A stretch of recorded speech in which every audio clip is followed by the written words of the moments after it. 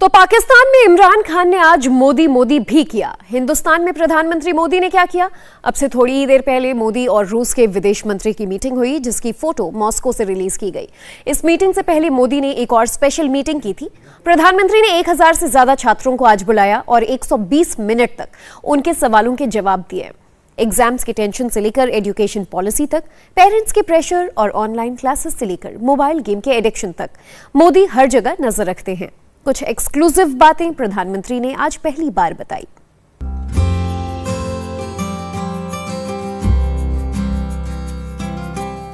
कुछ चीजें पहली बार हुई। प्रधानमंत्री को ऑटोग्राफ देते हुए आपने कई बार देखा होगा। आज खुद नरेंद्र मोदी ने ऑटोग्राफ लिया।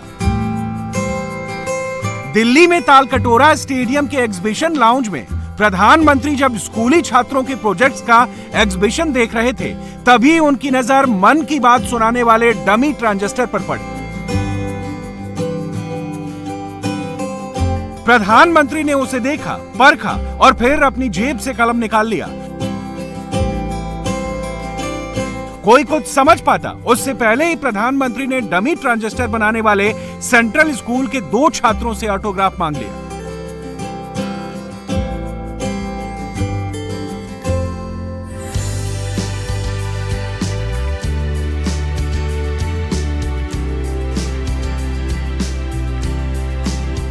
प्रधानमंत्री आज स्ट्रेस बस्टर टीजर के रोल में आए। ये अच्छी बात है, खुशी से शुरू हो रहा है।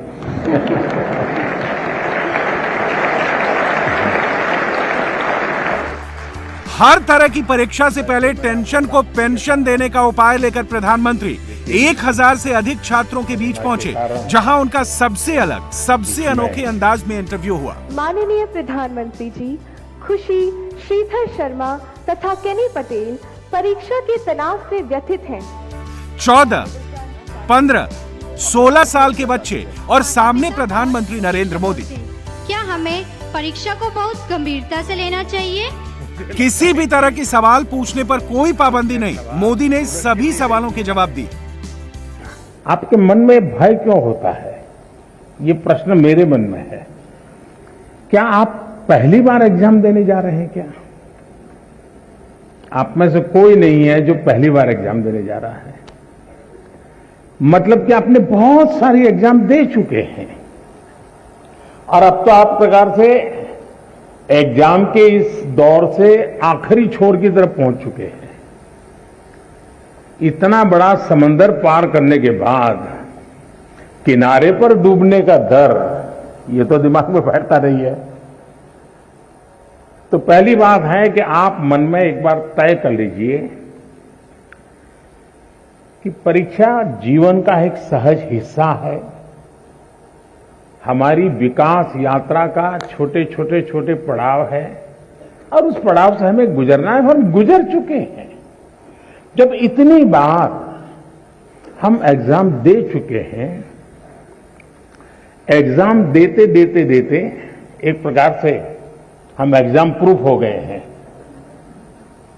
और जब ये विश्वास पैदा हो जाता है तो ये नहीं, आने वाली किसी भी एग्जाम के लिए ये अनुभव अपने आप में आपकी ताकत बन जाते हैं। बोर्ड परीक्षाएं शुरू होने वाली हैं। घर घर में टेंशन है। एग्जाम कैसे फेस किया जाए, बच्चे की तैयारी कैसे करवाई जाए, परीक्षा के प्रेशर को कैसे दूर किया जाए। नरेंद्र मोदी ने आज अपना लंबा एक्सपीरियंस देश भर के छात्रों के साथ शेयर किया। प्रधानमंत्री की पाठशाला में सबसे पहले इसी टेंशन से जुड़े सवाल आए। मेरा प्रश्न है, जब हम घबराहट की स्थिति में होते हैं तो परीक्षा के समय हम तैयारी कैसे करें?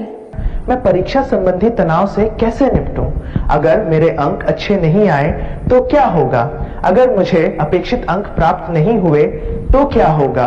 और अंततः अगर मेरे ग्रेड अच्छे नहीं आए तो मैं अपने परिवार की निराशा से कैसे निपटूं? And how to take proper sleep and rest during the examination time.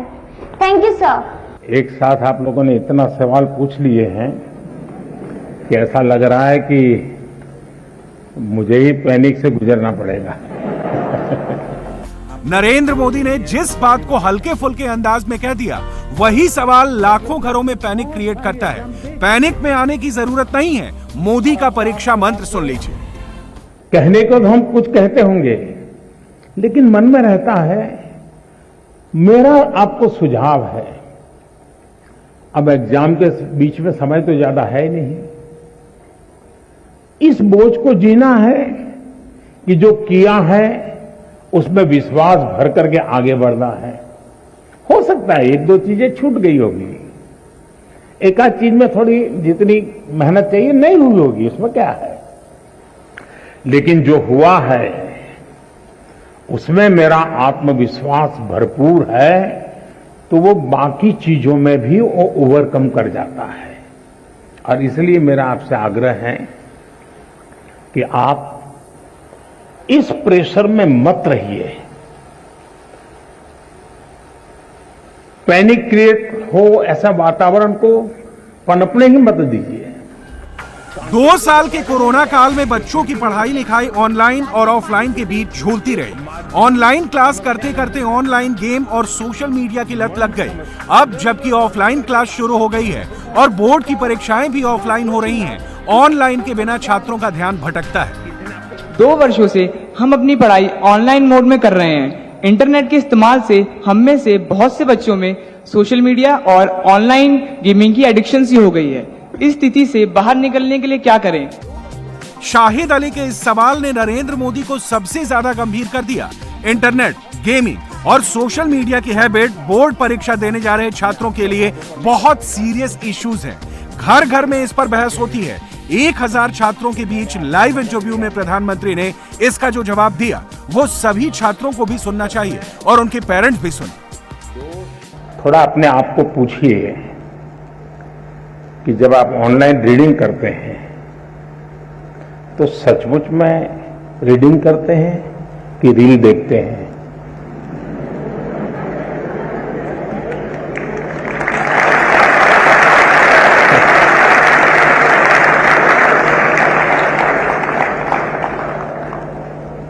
अब मैं आपको हाथ ऊपर नहीं कराऊंगा, लेकिन आप समझ गए कि मैंने आपको पकड़ लिया है।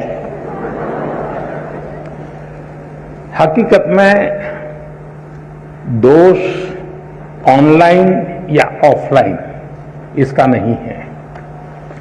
आप अनुभव किए होंगे, क्लास में भी बहुत बार आपका शरीर क्लासरूम में होगा, आपकी आंखें टीचर की तरफ होगी, लेकिन कान में एक भी बात नहीं जाती होगी,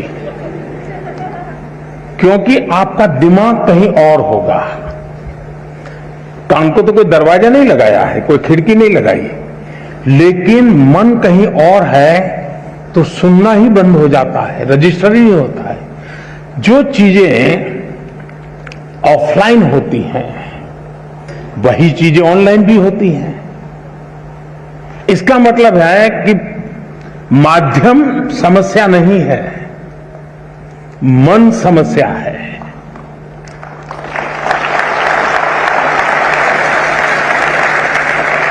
माध्यम ऑनलाइन हो या ऑफलाइन, अगर मेरा मन पूरी तरह उससे जुड़ा हुआ है, उसमें डूबा हुआ है, मेरा एक खोजी मन है जो उसकी बारीकियों को पकड़ने की कोशिश कर रहा है, तो आपके लिए ऑनलाइन या ऑफलाइन मैं नहीं मानता हूं कि कोई फर्क पड़ सकता है।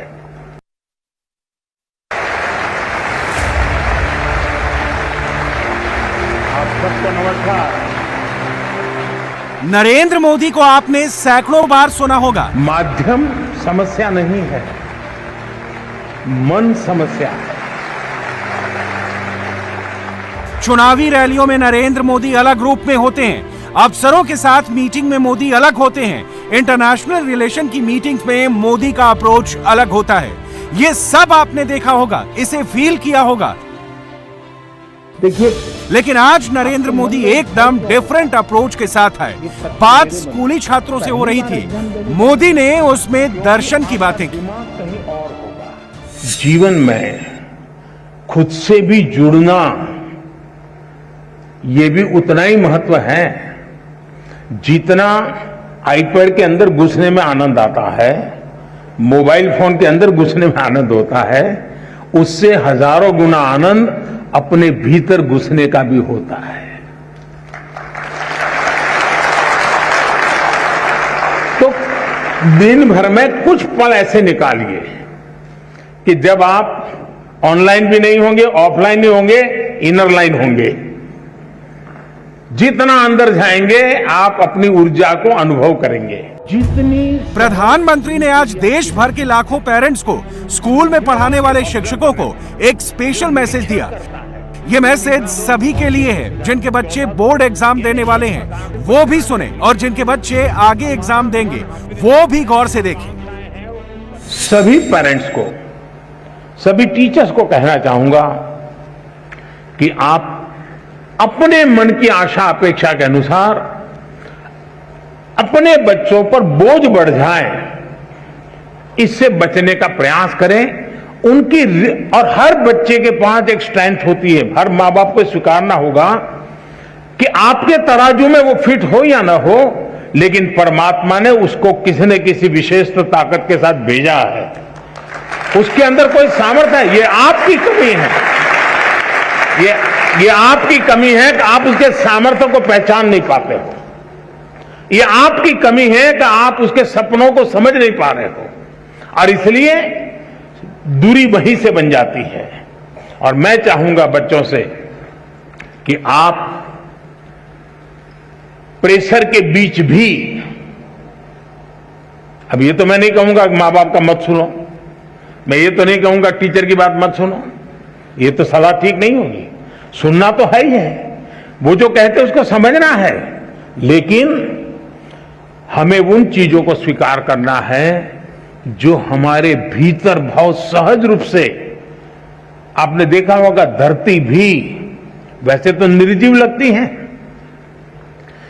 एक बीज बोएंगे तो उसमें से कुछ नहीं निकलता है, लेकिन उसी धरती पर दूसरा बीज बोएंगे तो बहुत कुछ निकल के आता है, बहुत बड़ा वटवृक्ष बन जाता है। दोष धरती का नहीं है, कौन सा बीज बोया है उस पर है। नरेंद्र मोदी और 1000 छात्र आमने सामने हुए तो राष्ट्रीय शिक्षा नीति का भी सवाल आया। एनईपी को बनाने में एचआरडी मिनिस्ट्री, यूजीसी, सीबीएसई और सेंट्रल यूनिवर्सिटीज के हजारों एक्सपर्ट्स की टीम ने काम किया, लेकिन जिनको पढ़ना है, जिनको पढ़ाना है, वो ही अगर कंफ्यूज हो जाएं तो सारी मेहनत पर पानी फिर जाएगा। प्रधानमंत्री ने आज नेशनल एजुकेशन पॉलिसी को आसान भाषा में समझाया। पहली बात तो है, ये न्यू एजुकेशन पॉलिसी के बजाय हम ये कहें ये नेशनल एजुकेशन पॉलिसी है, एनईपी। कुछ लोग एन को न्यू कहते हैं, एक्चुअली ये नेशनल एजुकेशन पॉलिसी है। और मुझे अच्छा लगा कि आपने पूछा, शायद दुनिया में शिक्षा की नीति निर्धारण में इतने लोगों का इन्वॉल्वमेंट हुआ होगा, इतने स्तर पर हुआ होगा, ये अपने आप में शायद एक बहुत बड़ा वर्ल्ड रिकॉर्ड है। 2014 से जब मुझसे इस कार्य के लिए आप सबने पसंद किया, तो शुरुआत से इस काम पर हम लगे थे। करीब 6-7 साल तक बहुत ब्रेनस्टॉर्मिंग हुआ, हर स्तर पर हुआ। गांव के शिक्षकों के बीच हुआ, गांव के स्टूडेंट्स के बीच हुआ, शहर के शिक्षकों के बीच हुआ, शहर के स्टूडेंट्स के बीच हुआ। बॉयज स्टूडेंट्स ने कहा, गर्ल्स स्टूडेंट्स ने कहा, दूर सुदूर पहाड़ों में, जंगलों में, यानी एक प्रकार से हिंदुस्तान के हर कोने में सालों तक इस विषय पर ब्रेनस्टॉर्मिंग हुआ। उस सब के जिस तैयार किए गए और देश के बहुत ही अच्छे विद्वान, और वो भी आज के युग को ध्यान में रखते हुए जो लोग साइंस और टेक्नोलॉजी से जुड़े हुए थे, ऐसे लोगों के नेतृत्व में इसकी विशद चर्चाएं हुई। उसमें से एक ड्राफ्ट तैयार हुआ। उस ड्राफ्ट को फिर लोगों के बीच में भेजा गया और 15-20 लाख इनपुट्स आए। यानी इतना बड़ा एक्सरसाइज, इतनी व्यापक एक्सरसाइज, उसके बाद एजुकेशन पॉलिसी आई है। 20वीं सदी की नीतियों को लेकर के 21वीं सदी का निर्माण कर सकते हैं क्या? मैं आप लोगों से पूछता हूं। 20वीं सदी की सोच, 20वीं सदी की व्यवस्था, 20वीं सदी की नीति, इससे 21वीं सदी में आगे बढ़ सकते हैं क्या? जरा जोर से बताइए ना। नहीं बढ़ सकते ना। तो हमें 21वीं सदी के अनुकूल अपनी सारी व्यवस्थाओं को, सारी नीतियों को ढालना चाहिए कि नहीं ढालना चाहिए? अगर हम अपने आप को इवॉल्व नहीं करेंगे तो हम ठहर जाएंगे, और ठहर जाएंगे ऐसा नहीं, हम पिछड़ जाएंगे। परीक्षा पर चर्चा करने के लिए प्रधानमंत्री करीब 3 घंटे तक ताल कटोरा स्टेडियम में रहे। नरेंद्र मोदी 2 घंटे से ज्यादा बोले। सोचिए, मोदी अगर ये प्रोग्राम नहीं करते तो भी उनको कोई मजबूर नहीं कर सकता था। प्रधानमंत्री ने इतना वक्त निकाला और एक एक सवाल का जवाब दिया। वो दिव्यांग लड़कियों से भी मिले। इस अपनापन को शब्दों में बयां नहीं किया जा सकता, इसे बस फील किया जा सकता है। मोदी क्या करते हैं, मोदी कैसे करते हैं, ये समझना हो तो पहले ये जानना होगा कि मोदी क्या सोचते हैं। परीक्षा पे चर्चा के दौरान बेटियों का सवाल आया तो प्रधानमंत्री भावुक हो गए। मोदी ने बेटियों के बारे में जो कहा उसे गौर से सुनिए भी, समझिए भी और इस पर अमल भी कीजिए। समाज बेटियों के सामर्थ्य को जानने में अगर पीछे रह गया तो वो समाज कभी आगे नहीं बढ़ सकता।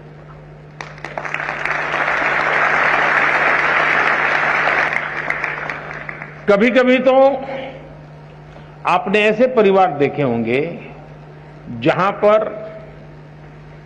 ये कहते होंगे भाई बेटा तो होना ही चाहिए ताकि बुढ़ापे में काम आएगा,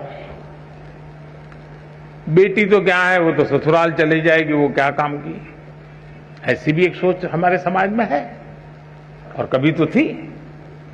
लेकिन इतिहास अनुभव करता है और मैं इन चीजों को बड़ी बारीकी से देखता हूं। मैंने ऐसी कई बेटियां देखी है जिन्होंने मां बाप की इकलौती बेटी, मां बाप के सुख और उनके बुढ़ापे की चिंता के लिए खुद ने शादी नहीं की और मां बाप की सेवा में जिंदगी खपा दी, जो बेटा नहीं कर सकता।